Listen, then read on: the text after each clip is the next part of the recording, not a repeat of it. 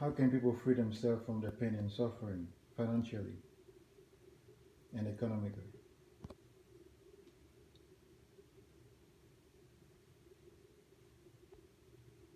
Now, there are a lot of people, they are going into a lot of pain and suffering financially. Okay, people are working really hard, maybe for 1 year, 2 years, 3 years, 4 years, 5 years, 6 years, 7 years, even 10 years, and have nothing to show for it. No progress, no housing, no health, nothing. They don't know where the money go. They don't know. They don't have time. They don't have energy. They don't know what's going on. So how can people free themselves from pain and suffering? The first thing people can do to start freeing themselves from pain and suffering, they have to know who they are. Okay? They have to realize who they are and why they are here, why they are doing what they are doing. Okay? In this lifetime. So a lot of people have pain, but they don't understand why they have this pain or how to deal with those pain they have. The pain can be psychological pain, it can be physical pain, they can be different kind of pain, emotional pain, but they are unconscious of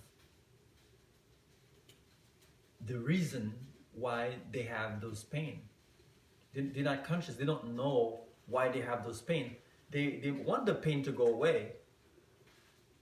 So I can take an example. Let's say someone who is in an abusive relationship, okay? And they want to be with that person, but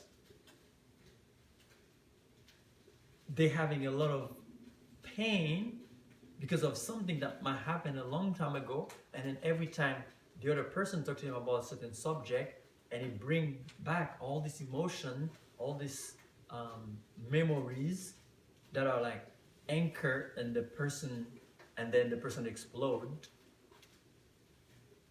when the emotions take over. So when this emotion go and that person kind of calm down after, they don't realize what happened. Okay, why did they act the way they act? They feel helpless, and it causes them a lot of pain because they keep being unconscious. They keep doing things that cause them even more pain from what they have. So the solution, like from pain and suffering to financial pain and suffering, is the first step is to find out, okay, who you really are. So once you find out who you really are and how you're going to live this life, how you gonna live, what is the experience you're gonna have, okay? How are you gonna live? Do you wanna live an unconscious life or you wanna live consciously? Okay, you're gonna make each decision and you're aware of every decision that you make from now on.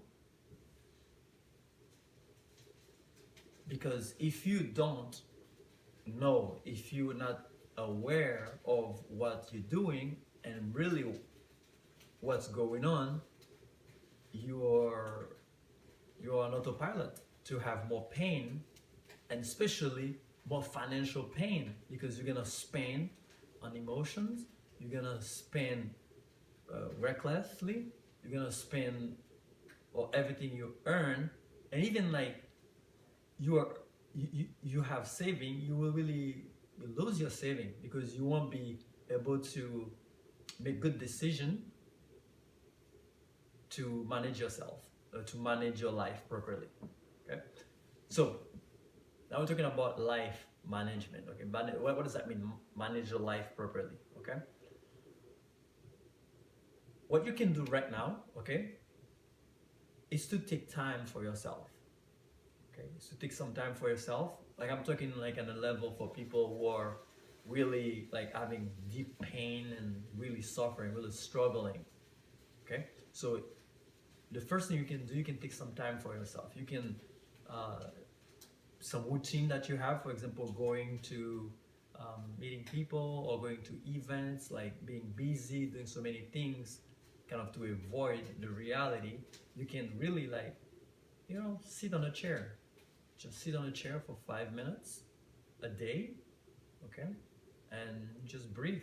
You just stay there and like take some deep breath, or you can really go to a park and sit on a bench or go for a walk with no plans at all. Just maybe you cannot do it for like an hour, you don't have all this time, but you can do it maybe for 5 minutes to start. And you take some deep breaths in nature. And now you might ask, okay, what is the relationship between like me taking a walk or sitting on a chair to have money, to have wealth? Well, it's the start, okay? It's a start. Because stressing out, being like frustrated, being like busy all the time, you have no time for you to really find out, okay, why you're having these emotions that like really taking money out of you, like taking all your wealth away from you. Because if you are very stressful, if you're very on edge for anything that people talk to you, maybe you might have a very good relationship with someone, okay, with your boss or with your family, and then if you're very stressed out, if you're very frustrated, if you're in anger, you might start a big argument and a big fight for no reason, and then you went to a big breakups or court case where you have to spend all your money, and then now you have no money, you have no wealth, you have nothing, okay? So it's good to manage the emotions. It's good to learn how to deal with those things. That's why when you go, for example, for a walk, okay, it's the first step. You can take a walk, you can sit somewhere and breathe. Before you go to bed, you might spend some time, like, a few minutes, and breathe and relax yourself. And then with practice, you're gonna go like maybe 10 minutes, 15 minutes, 20 minutes, an hour, and until it becomes your new life, okay, where you can really be here, be constantly in a meditative state, be constantly present, be constantly like with your full presence. Now the emotions, like the emotions might come up, okay, from the body. You might feel like, okay, doing something, but you're still here. You can take a breath and understand that you are not the emotions, okay? Because if you act on those emotions when they come, they will cause you more pain, because the action that you will take based on emotion, 99.9999%, to not say 100%, they're gonna cause you more pain. They're gonna cause you something that you don't want, okay? The emotional. So you have to step back, okay? It's like you have to separate yourself from yourself. So when I say yourself, I'm talking about two different selves, okay? There's a self that is built of your emotions and thinking and memories of what you learn, of your conditioning. And there's another self, which is people call the higher self, or your true self. So your true self is gonna be able to watch what your lower self wants to do, to sabotage your financial life. Now, when you start doing this, it might take some time, okay? So you might start like breathing, going for a walk. It doesn't mean you're gonna make more money, but the goal is to remove the pain associated with finances, okay? So the first step is not to make more money, it's really to understand how you can be properly, without any outside forces pushing you to do what you don't want to do. And the second step would be how you can build on that to reach the freedom in all sense. Financial freedom, the first thing is personal freedom. So you don't want the money to own you. So you really want to own money, okay? Because if you focus more on remove the pain from money, but you're not removing the pain that you might have that can cause you to never remove the pain from money. So basically, summarize how you're gonna deal with like removing pain and suffering from in a financial way would be to go to the root causes of financial pain and suffering. which is what is in you. What are the stuff, what are your conditioning about money? Once you remove that, now you have some more clarity of the best decision you can take to build a strong and solid, and most importantly, a loving, healthy, conscious financial life. Is there a place where people can go and have a little bit of insight on money?